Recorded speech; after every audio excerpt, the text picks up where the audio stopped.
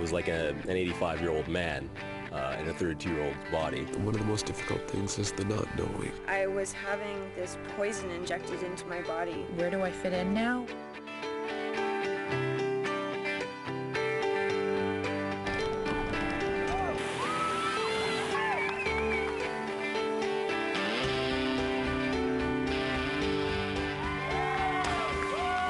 That is a little bit from an amazing documentary called Wrong Way to Hope. We're going to tell you all about it. We have producer Michael Lang joining us, as well as one of the featured documentarians, cancer survivor Jen Luce. Hi, you guys. How are you? Hello. Hi. I guess that's not much of a title, really, is it? I mean, cancer survivor Jen Luce. That's okay. Michael, Something to be proud of, though. Yeah, well, what else would you say? Yeah, Michael, tell us a little bit about the documentary, first of all, and sort of set up the conversation for us. Yeah, well, I guess 3 years ago I was diagnosed with cancer. I guess that's where it all starts. And about 3 months into my treatments, I was in a pretty sort of deep, dark place, like pretty bitter and angry for what I was going through. And I realized what I was becoming, a bitter person, and that's not what I wanted to be. Yeah. And so I was like, I got to find a way to engage with this and sort of take this experience and turn it into something better. And that's when we came up with the idea to do this kayaking trip and well, you're film. in, yeah. I don't know what frame of mind when you've been diagnosed with, was it Hodgkin's lymphoma? Lymphoma, yeah. And when you've been diagnosed with something so serious and the word cancer is above your head,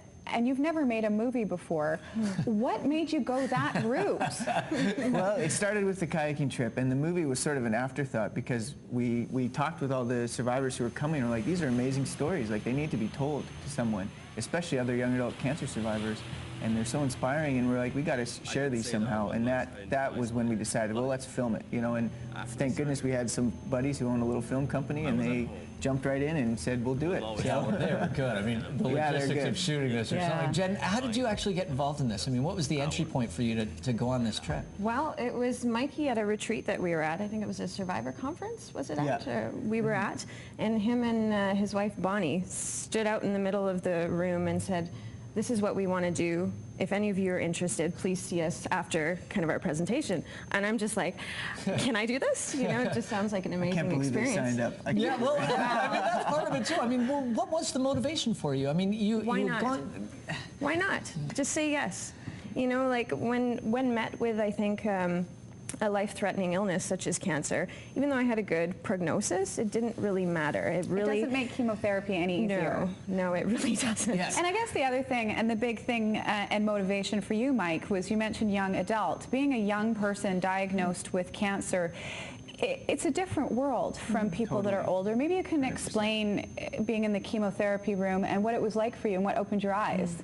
Yeah, well, you know, you're sitting there and everyone around you is at least 30 years older than you, and you feel like you're the only young adult that's ever gotten cancer. It must have been so isolating. Yeah, and that's exactly how we felt, you know, very isolated. That's the #1 thing that young adults deal with, is that isolation. Their friends don't know how to interact with them. All of a sudden they're put in this world where everyone's way older than them, and they think they're the only ones that have to go through this. And so being able to connect with other survivors who know exactly Jen, what they're going through. was it the same world for you of isolation? Completely. Yeah. I know even trying to find a support group that was something that was related to my age group was virtually impossible to find. Can we talk a little bit about what you were diagnosed with? Because I was quite surprised. I didn't realize that... I had ovarian cancer, and I had an endodermal sinus tumor. So generally, normal ovarian cancer, the cysts or the tumors grow on the outside of the ovary, and with mine, it grew on the inside. And it generally affects people between the ages of 13 and 29, and I was 29.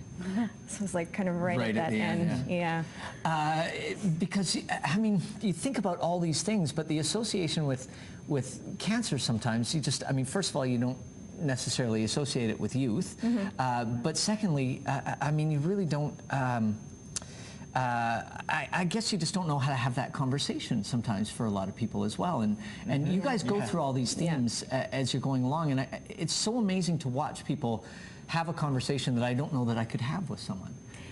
What was that like for you? It's not simple. I think a lot of my trying to find community was really sought out. Unfortunately, a lot of it wasn't handed to me. A lot of it was sought out.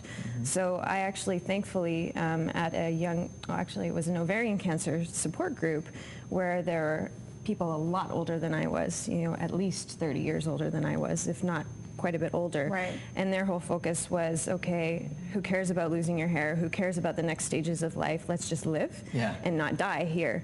And that, to me, really threw me off and really shut me down. Right. Because you're in the prime of life. I mean, when you talk about taking that time out, I mean, but Mike, there was all these conversations that there was that commonality wasn't just fighting that initial war against something that's ravaging your body, but that after as well, and what happens after you've done the chemotherapy and the radiation and you're sort of past the cancer battle. Yeah, you know that those residual, I guess, battles that you fight after you're done treatment are just as difficult as the treatment itself for a lot of young adults, you know?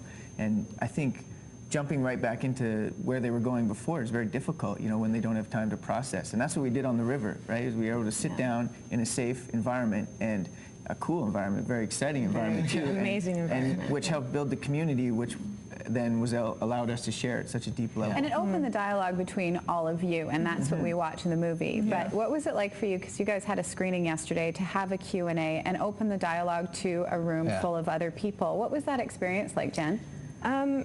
It was exciting, for one, and inspiring to know that there were people comfortable enough to even ask questions, because I think when it comes down to cancer, people are just, it's kind of a touchy subject. You don't want to even really approach it. And to have people who are there saying, you know, kudos to you guys for being out there and just asking questions. How do I get connected?